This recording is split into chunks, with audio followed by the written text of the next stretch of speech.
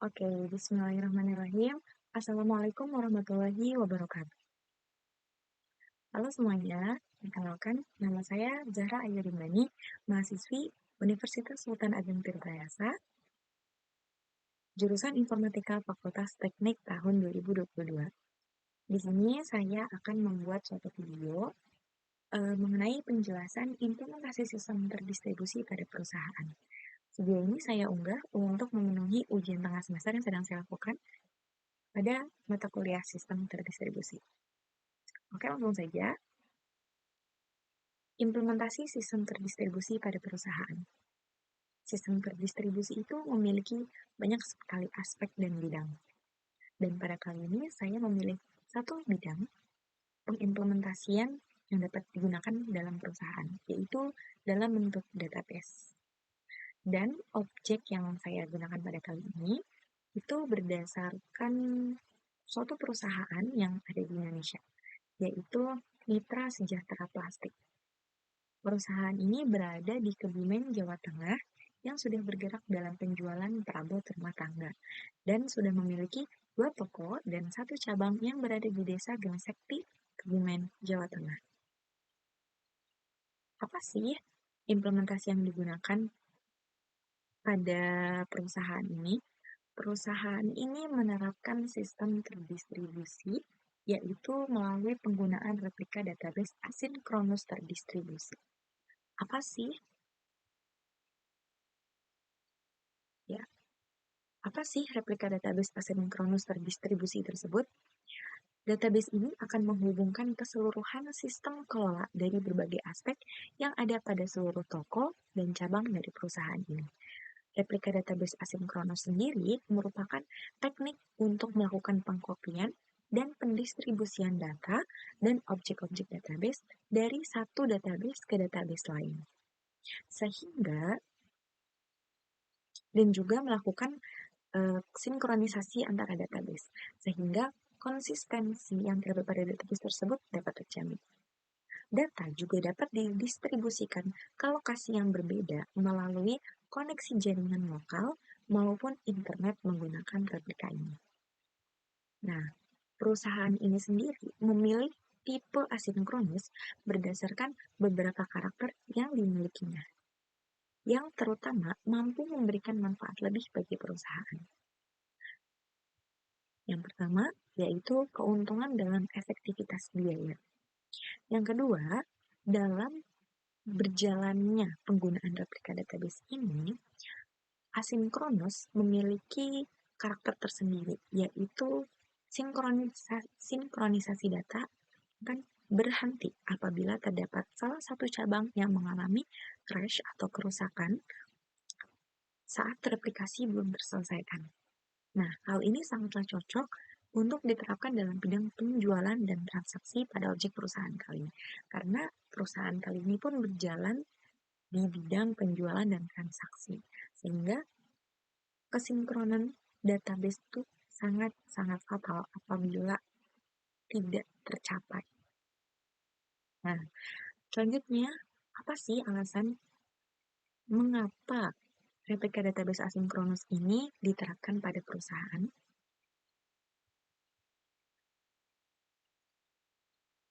Sebelum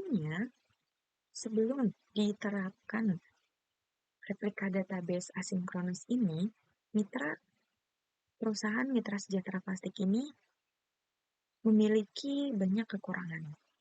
Yang pertama ada sistem pengelolaan inventaris. Sistem pengelolaan inventaris masih menggunakan sistem kelola tradisional, yaitu menggunakan buku, pensil, tangan, sehingga didapatkan ketidaksinkronan antara perusahaan pusat dan cabang, entah dari bidang atau dari aspek stok barang, transaksi, riwayat transaksi, pengeluaran, pemasukan, semuanya pasti memiliki ketidaksinkronan. Yang kedua, ada pembukuan transaksi. Sistem kelola yang digunakan dalam merekap transaksi dan riwayat transaksi masih menggunakan manual, itu menggunakan nota. Sehingga nanti ini akan menimbulkan kesulitan-kesulitan lain-lain. Seperti dalam pencarian arsip, pembukuan arsip, atau mungkin untuk laporan bulanan, laporan mingguan, laporan harian, itu akan sangat sulit dikerjakan, akan sangat berat bagi pegawainya karena harus uh, mendata satu persatu nota. Dan yang ketiga, alasannya adalah ketidakefisienan, yaitu proses transaksi akan berjalan lambat. Mengapa? Karena pegawai harus mencatat keseluruhan barang yang dipesan atau barang yang dibeli oleh konsumen dengan menggunakan tangan dan dituliskan ke dalam nota. Hal ini akan mempengaruhi kinerja toko, kinerja pegawai, dan memberikan efek ketidaknyamanan bagi konsumen karena lamanya proses transaksi. Nah, selanjutnya, sistem yang diterapkan melalui pembuatan aplikasi database. Replika database e-commerce tersebut, yang tadi sudah dijelaskan oleh saya di depan, itu akan dibuat dalam bentuk suatu aplikasi yang menggunakan fasilitas jaringan internet dengan penggunaan 3 VPS. Nah, berikut fitur-fitur database pada aplikasi tersebut. Yang pertama ada halaman login. Login page atau halaman login berisikan sebuah form yang bisa mengarahkan user untuk bisa mengakses sistem menggunakan hak akses yang sudah terdaftar. Dalam aplikasi ini terdapat dua hak akses, yang pertama adalah pegawai, yang kedua adalah admin. Kedua hak akses tersebut akan diarahkan masing-masing ke fitur yang berbeda pula. Yang selanjutnya ada halaman dashboard admin.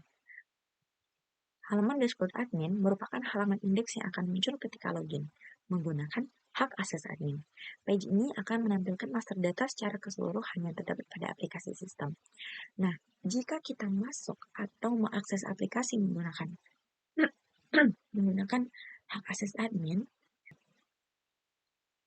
maka kita akan mampu mengakses master data yang terdapat pada perusahaan pusat. Dan admin ini tidak disebarkan ke seluruh hak akses admin ini tidak disebarkan ke seluruh pegawai karena isinya master data yang sangat penting bagi perusahaan.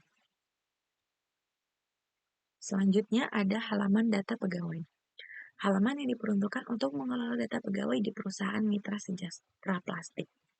Seluruh data pegawai akan masuk ke dalam halaman data pegawai ini, entah dari perusahaan pusat ataupun perusahaan cabang-cabang. Selanjutnya ada halaman data barang, yaitu halaman yang diperuntukkan untuk mengelola data barang di perusahaan mitra sejahtera plastik. Di sini, karena kita menggunakan hak akses admin, maka yang keluar adalah keseluruhan master data, keseluruhan data yang dimiliki oleh perusahaan ini. Apa aja barang-barang yang terdapat di perusahaan pusat, di perusahaan cabang akan muncul pada fitur halaman data barang ini. Selanjutnya ada halaman user, yaitu halaman yang diperuntukkan untuk mengelola user atau hak akses sistem yang ada di perusahaan mitra sejahtera plastik. Nah, hak akses akan diberikan atau akan dilegalkan melalui halaman ini. Siapa pegawai yang mendapatkan hak akses admin? Siapa pegawai yang mendapatkan hak akses pegawai akan dikelola di halaman user ini. Selanjutnya adalah halaman dashboard pegawai. Halaman ini merupakan halaman yang akan muncul ketika login menggunakan hak akses pegawai.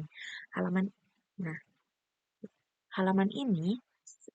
dashboard pegawai ini hanya akan memunculkan dua variasi fitur, yaitu transaksi dan riwayat transaksi. Karena khusus pegawai, jadi tidak bisa mengakses data atau master data barang yang dimiliki oleh perusahaan tersebut. Selanjutnya ada halaman transaksi, merupakan halaman proses transaksi pembayaran yang dilakukan antara pegawai dan konsumen. Setelah transaksi dilakukan, konsumen akan mendapatkan bukti yang sah sebagai struk bukti pembayaran melalui fitur yang ada pada halaman transaksi ini. Selanjutnya ada halaman riwayat transaksi. Nah, halaman riwayat transaksi ini halaman yang mampu dilihat oleh pegawai ataupun admin ya, mengenai riwayat transaksi yang terdapat pada hari ini, bulan ini, tahun ini, itu akan keluar di halaman riwayat transaksi kali ini. Di halaman riwayat transaksi ini ya. Selanjutnya ada halaman cetak laporan, yaitu halaman yang digunakan untuk mencetak laporan sesuai dengan data yang dibutuhkan berdasarkan tanggal. Kalau halaman riwayat transaksi tadi hanya untuk menampilkan keseluruhan riwayat transaksi dari rentang waktu, kalau halaman cetak laporan itu yang digunakan untuk mencetak laporan riwayat transaksi dengan tanggal yang ditentukan. Selanjutnya ada halaman cabang, yaitu halaman yang digunakan untuk menambahkan data cabang toko yang dimiliki perusahaan mitra sejahtera plastik. Halaman cabang ini akan menampilkan keseluruhan eh, data di mana data yang terdapat pada halaman cabang ini merupakan list atau list-list toko atau perusahaan cabang dari perusahaan pusat mitra sejahtera plastik ini.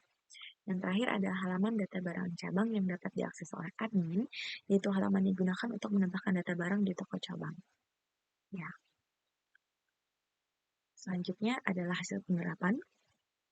Dengan penerapan sistem terdistribusi ini, maka perusahaan akan mampu mengelola akses seluruh inventaris dan transaksi yang dilakukan oleh seluruh toko baik pusat maupun cabang. Hal ini membuat transaksi di toko menjadi lebih transparan dan dapat dipercaya. Penumpukan arsip juga akan berkurang karena sistem inventaris yang tidak berjalan lambat dan mudah untuk dilakukan. Transaksi yang dilakukan juga tercatat dengan konkret, juga dengan bukti yang tersedia. Dengan diterapkannya sistem ini, jalannya perusahaan dan toko akan mampu lebih terkontrol. Sinkronisasi data inventaris juga dapat berhasil dilakukan.